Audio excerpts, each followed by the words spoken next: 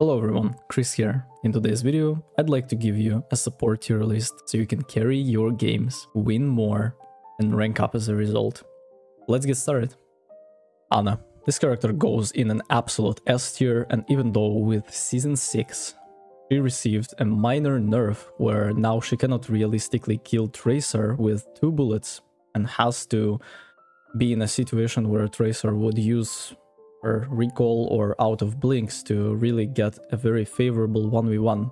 But in reality, nothing changed. You would want to play Ana Winston and then have a few DPS dive characters to pair that up with. Her nano is exceptionally strong, her antis are super valuable, and the fact that you can sleep nano blades, you can sleep pretty much everything in the game and have insane value out of that makes this character an absolute S tier. Very high skill ceiling, very difficult to pull off sometimes, and if you have bad aim, this character is not going to be for you. But as a point of reference, Ana takes the #1 spot. She is the strongest support and probably the highest impact character in the game, if only she is being untouched. Moira.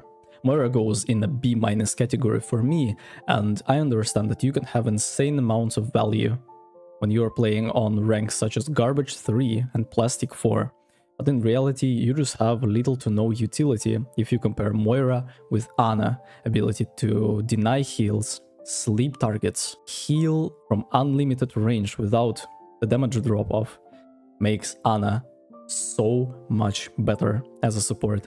With Moira you have the problem with your range on the healing, you have the problem where you cannot realistically go for any other playstyle rather than flanking one, and you are not going to be there for the teammates.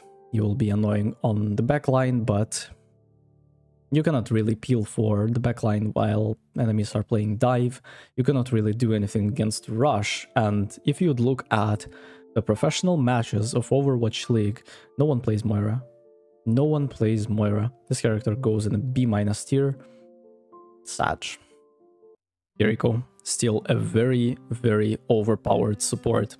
She got a little rework in the Season 6 as now her damage headshot multiplier is a little bit lower and her body damage is a bit higher. It means that you will not be able to headshot melee a Tracer. They will not be able to double tap players who would you be able to double tap before.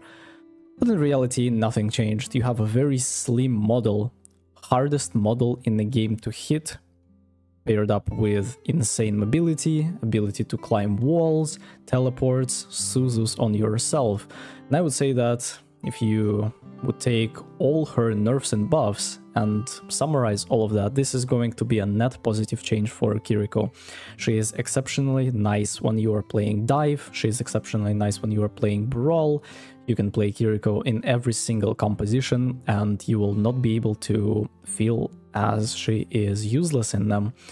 And overall, she is one of the most satisfying DPS supports that you can play right now. The fact that you can flank with your Tracer, the fact that you can go for insane outplays on enemy DPS where you're literally so much better in a 1v1 versus Ashe, versus Soldier, versus many other supports, makes this character very unique, very versatile, and an absolute S tier. Baptiste. This hero is an A tier support with a little note that you have to take into consideration. The fact that Baptiste is exceptionally strong on maps with verticality and with team comps where you are going for brawl or rush makes this character super fun to play and at the same time very annoying to play against. The fact that you can deny so many opportunities to kill your teammates with your lamp, with your shift, and with your right click, as well as the fact that you can pair your heals with damage without losing any value, makes Baptiste insanely strong versus some compositions. He is pretty vulnerable if you play him into dive. For example, you are getting dove by Winston, Tracer, Sombra. There is just nothing you can do on this character, only pray to God that your second support will heal you enough. And yeah, just swap off Brig. This is exactly what you can do. In terms of the solo queue, I find it best when you are using the window for yourself. I find it best when you are playing for your own life, taking high grounds, killing your teammates, but not forgetting to deal as much damage as possible, try to distract opponents and create a mess, so enemies will have harder time getting the value. Overall, very good support, but not as good as Ana or Kiriko. Zenyatta. I would place this character in the top of the A category, as your Discorp is still a super impactful ability and every single tank absolutely hates playing versus you. The fact that you absolutely destroy tanks such as Doomfists, Wrecking Balls, Orisa, even Ramatra when she blocks, tanks that you would not be able to kill in any shape or form, with the Discord Orb turns into a hot knife running through the butter. That's how easy it is to absolutely destroy your competition. Zenyatta is very vulnerable to dive, and there is nothing you can do with him except trying to land a few lucky headshots or rely on your second support to heal you. But in reality, if one dive character distracts both of you on support, your team is in a very big disadvantage. Zenyatta is exceptionally strong versus clunky characters such as Torbjorn, such as Bastion, and you have insane value just by existing. Healing Orb is very easy to pull off, and Zen is exceptionally powerful on Sigma maps such as Havana, Junkertown and Circuit Royale, as you will have the ability to land more of your right clicks on the enemy heads. Overall, character is very nice, but I would stay away from playing him into dive comps. Illari. This character goes in the middle of A tier. I think she has a lot of potential for her kit and she is exceptionally fun to play, but again, I have to remind you that we are going for the meta dive compositions where you are getting constantly jumped by Winstons, Tracers, Sombras, Echoes, and there is nothing you can do against that. Yes, her left click is overpowered, but realistically speaking, you cannot left click the Winston bubble. Well, you can, but it will have no impact. Your heal is very short ranged and you cannot heal through the shields. Your healing turret or orb can get destroyed very easily. And yes, her ultimate is super overpowered, but who do you ultimate when you are playing versus, again, Tracer, Sombra, Winston? Nothing you can do versus that. Although when you are playing Illari versus Rush with characters such as Junker Queen that has no shield that will protect her teammates, the fact that you are exceptionally strong versus squishes and can 2-tap makes this character the middle of A tier. I still think that she will find a lot of value in ranked, but in reality we'll have to see how things will go. She's exceptionally strong on maps with environmental kills such as Ilias, Nepal, and others where you can throw people off the map with your boobs. Very nice character. I'm actually very eager to see what she will be able to do in ranked. Lifeweaver. It's interesting how now I would want to place him above Moira simply because he has so much value, especially paired up with a person that can really unleash his full potential. Lifeweaver is exceptionally strong at denying dive.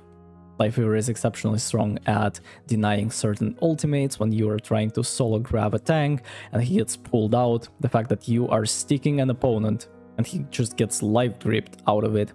The fact that there are so many ultimates that you can save teammates from is really nice.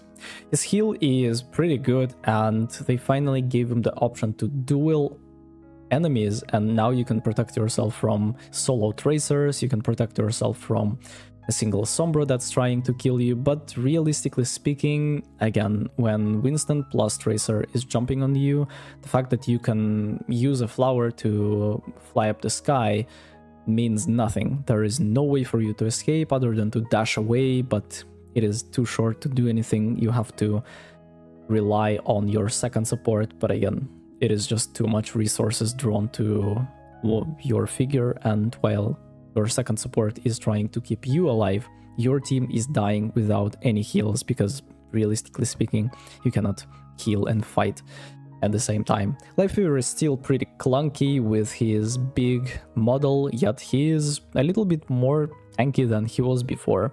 Overall, this character is the top of the B+ tier and has the potential to go in A tier versus some team competitions. Mercy. I would place Mercy at the bottom of A tier, and let me tell you why. This character is pure cancer and really has no time and place in Overwatch 2, as a 5 versus 5 scenario is heavily reliant on fast-paced gaming, not the type of gaming where you're standing behind a wall, mindlessly right-clicking, damage boosting the soldier that's killing everyone. Yet we still have that in the game, and Mercy is just really good in the current meta. I still think that you'll have more value trying to implement more healing and raw damage on Baptiste. Illari is a little bit more decent than Mercy, and Zen has more value for the abilities that you are taking him for. But the fact that you can pair Mercy with Echo, pair Mercy with Pharah, with Ashe, with Soldier, and create this cancerous duo that's almost never dying, has insane amounts of survivability plus damage, makes the game a little bit less exciting when I think about it. Mercy is a very bad solo queue character, simply because you have to pray that your abomination called teammates are a little bit better than abominations called opponents, and you cannot really solo carry games on Mercy, as you are a lot more reliant on your teammates rather than your own actions that you take in the game. But when you pair that up with a nice hit scan character, this duo becomes very much unstoppable. There is nothing you can do against it. You have to be an exceptional player and have to go for an extra mile to really kill one of them and get the value out of it. Lucio. I think this character is a B- tier, and he has no time and place in solo queue ranked anywhere below GM level. And know that you have to be an extraordinary Lucio player yourself as well. It's not like you can play him as you would play Ana, hit a few shots there, hit a few shots here, throw an anti and pretend that you are useful and have value just by existing. You have to be a super good and skilled Lucio player to have mediocre value. You have to have a brawl tank that you can speed and walk together, that you have to communicate with and call out your amps. For example, if you are playing with Junker Queen, you have to time her shift with your amp so you can have insane value. Your overall comp has to be rush-like. It's not like you can go for Lucio Queen and then have a character like Junkrat. This is gonna be an absolute disaster. I find myself in situations where Lucio is just really not that powerful for the abilities and kit that he brings. Of course, when you look at the professional plays and then GM and above level players understand how to realistically get the most out of him, but in the current meta this is just unachievable for the majority of ranked players. B- tier, let's go on. And the last character for today is going to be Brig, and when you are playing versus Dive, Brig is an absolute S tier character, but when there are not many dive threats, she goes in a B- tier. Let me explain. When you are playing Brig versus Monkey, Tracer, Sombra, and you have Kiriko or Ana as your second support, you have an obligation to be a bodyguard for them. You have to be a person that can throw health packs through the shields, that can constantly go for the Inspire and proc the Inspire to heal your teammates, and you can, realistically speaking, fight a Monkey 1 versus 1, you are very nice versus Doom and Wrecking Ball, but in reality of the situation, brawl tanks are just destroying you and you have little to no impact for what other supports can offer instead of you. When you are playing versus Ramatra, you are just a 3-punch punching bag. When you are playing against Reinhardt, you are an easily accessible, easily pinnable kind of target with the ability to double fire strike you. If you are way out of position, you cannot realistically go for any offensive options as your role is primarily defensive. With the current meta where everyone is playing Winston, Tracer, Sombra, Brig is an absolute must pick, but let me tell you, if you are playing a game below Grandmaster level, you will almost never find a coordinated dive that can be a threat for your second support, realistically speaking. So Brig becomes a burden instead of being a character with insane value. I personally tried OTPing Brig for 10 hours and it was horrible. I had 30% win rate, there is nothing I could do. My Ana was horrendous, she was not hitting the sleep darts I would be able to hit and save my teammates. Her nanos were constantly god-awful. And you are just putting all the eggs in a single basket and just giving it away, thinking, oh, something's gonna happen, and that was horrible. Anyways, thank you very much for watching the video. Let me know if you have any thoughts and ideas about this tier list, if you agree or disagree with it. Thank you very much for watching. See you in the next one. Take care.